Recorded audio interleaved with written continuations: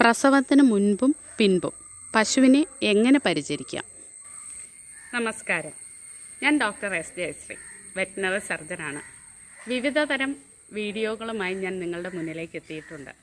ഇന്ന് പ്രസവത്തോടനുബന്ധിച്ച് ഒരു പശുവിനെ എങ്ങനെ പരിപാലിക്കണം, പ്രസവശേഷം അതിനെ എങ്ങനെ പരിപാലിക്കണം എന്ന വിഷയത്തെ പറ്റിയാണ് ഒരു വീഡിയോ ഞാൻ നിങ്ങൾക്ക് വേണ്ടി ഇവിടെ അവതരിപ്പിക്കുന്നത്. ഇതിൽ ഞങ്ങളുടെ വീട്ടിലെ പശുവിൻ്റെ പ്രസവത്തോടനുബന്ധിച്ച് ചെയ്ത കാര്യങ്ങളാണ് ഇവിടെ പ്രതിപാദിക്കുന്നത്. ഇതിനുശേഷം ഇതിൻ്റെ ഓരോ ഘട്ടങ്ങളും വീഡിയോകളായി നിങ്ങളുടെ മുന്നിലേക്ക് ഞാൻ കൊണ്ടുവരാം. നമുക്ക് വീഡിയോയിലേക്ക്. പ്രസവത്തോടനുബന്ധിച്ചുള്ള പരിപാലനത്തെപ്പറ്റി പറയുമ്പോൾ പ്രസവം എന്ന പ്രക്രിയ ഒഴിവാക്കാൻ പറ്റില്ലല്ലോ. ഇവിടെ ഈ പശു പ്രസവത്തിന് തയ്യാറെടുക്കുകയാണ്. പശുവിന് പ്രസവവേദന തുടങ്ങുമ്പോൾ തന്നെ അതിനെ തുടയ്ക്കുവാനുള്ള, കുട്ടിയെ തുടയ്ക്കുവാനുള്ള തുണിയും കിടത്തുവാനുള്ള ചാക്കും എല്ലാം റെഡിയാക്കി വെച്ചിരിക്കണം. പശുവിന് പ്രസവവേദന മുന്നോട്ടാകുന്നു.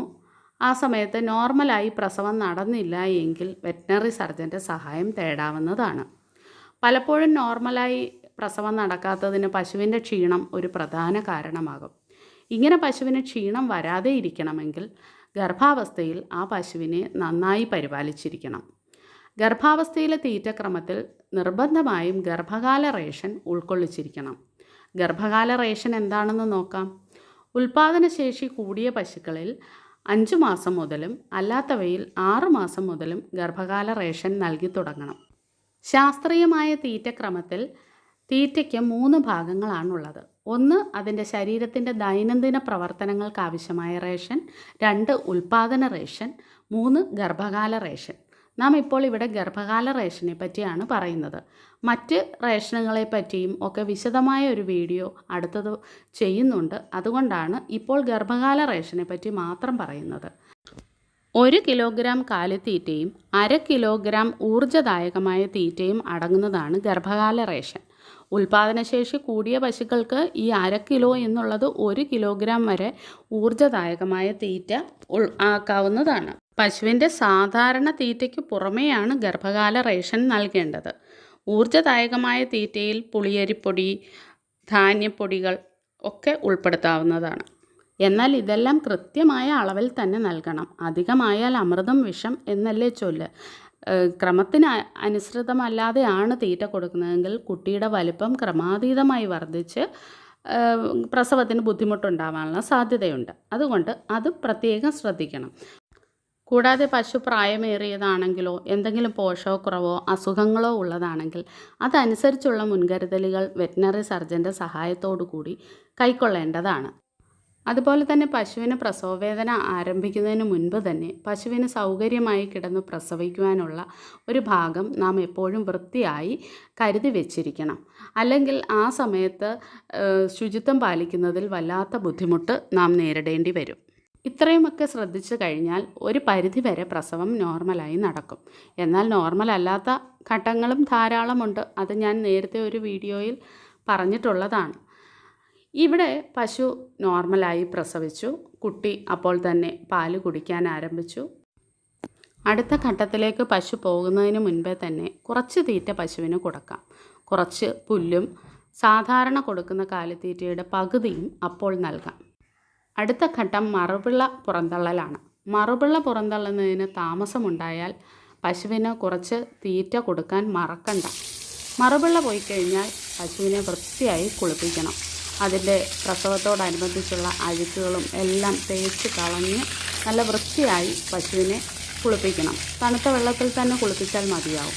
പുറകുവശത്ത് മുറിവുകളോ മറ്റോ ഉണ്ടെങ്കിൽ ലേശം ഉപ്പിട്ട ചൂടുവെള്ളം കൊണ്ട് അവിടെ നിന്ന് കഴുകി കൊടുക്കണം. ചൂട് അധികമാകാൻ പാടില്ല. ചെറു ചൂടുള്ള വെള്ളമാണ് അഭികാമ്യം.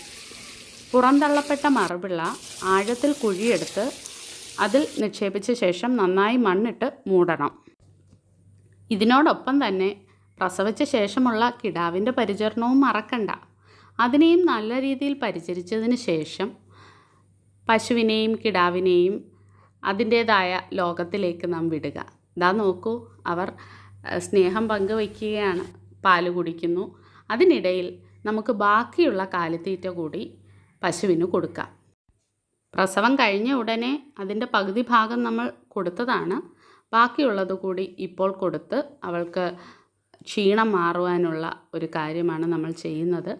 അതിനോടൊപ്പം തന്നെ കുറച്ച് വൈക്കോലും പുല്ലും കൂടി കൊടുക്കാം. നേരത്തെ പുല്ലാണ് അവൾ കൂടുതൽ തിന്നത്, അതുകൊണ്ട് ഇപ്പോൾ കുറച്ച് വൈക്കോലാണ് കൊടുക്കുന്നത്. അപ്പോൾ വൈക്കോൽ തിന്നുന്നുണ്ടെങ്കിലും അവളുടെ ശ്രദ്ധ കുഞ്ഞിൽ തന്നെയാണ്. അവളുടെ ആദ്യത്തെ പ്രസവത്തിലെ കുട്ടിയാണ് ഇതിൻ്റെ തൊട്ട് പിന്നിലായി നിൽക്കുന്നത്. അവളെ പ്രസവിച്ചതിൻ്റെ വീഡിയോയും ഈ ചാനലിൽ അപ്ലോഡ് ചെയ്തിട്ടുള്ളത് നിങ്ങളെല്ലാവരും കണ്ടു കാണുമെന്ന് വിശ്വസിക്കുന്നു.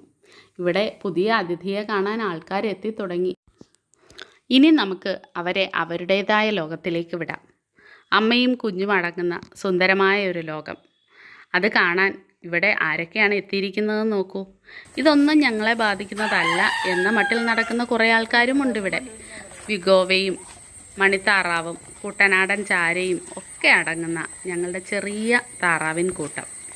ഇവർ തീറ്റയെല്ലാം തിന്ന് പുതുവെള്ളത്തിൽ കളിച്ച് തിമിർക്കാൻ തയ്യാറെടുക്കുകയാണ്. എന്തായാലും കനത്ത മഴയുടെ ശല്യങ്ങളൊന്നുമില്ലാതെ നല്ല രീതിയിൽ ആ ഒരു പ്രസവം നടന്നു. ഇനി പ്രസവത്തിന് ശേഷം ഒരു കറവ പശുവിനെ എങ്ങനെ പരിപാലിക്കണം എന്നുള്ള കാര്യം അടുത്ത ഒരു വീഡിയോയിൽ ഞാൻ നിങ്ങൾക്ക് പറഞ്ഞു തരാം. പ്രസവം കഴിഞ്ഞ് പശുവിൻ്റെ അകടും ശ്രദ്ധിക്കാൻ മറക്കേണ്ട. അകടിൽ വല്ല നീരോ കല്ലപ്പോ എന്തെങ്കിലും ഉണ്ടെങ്കിൽ അതനുസരിച്ച് വെറ്റിനറി സർജൻ്റെ നിർദ്ദേശപ്രകാരം പ്രവർത്തിക്കുക. മറ്റുള്ള വിജ്ഞാനപ്രദമായ വീഡിയോകളുമായി വീണ്ടും കാണും വരെ നന്ദി, നമസ്കാരം.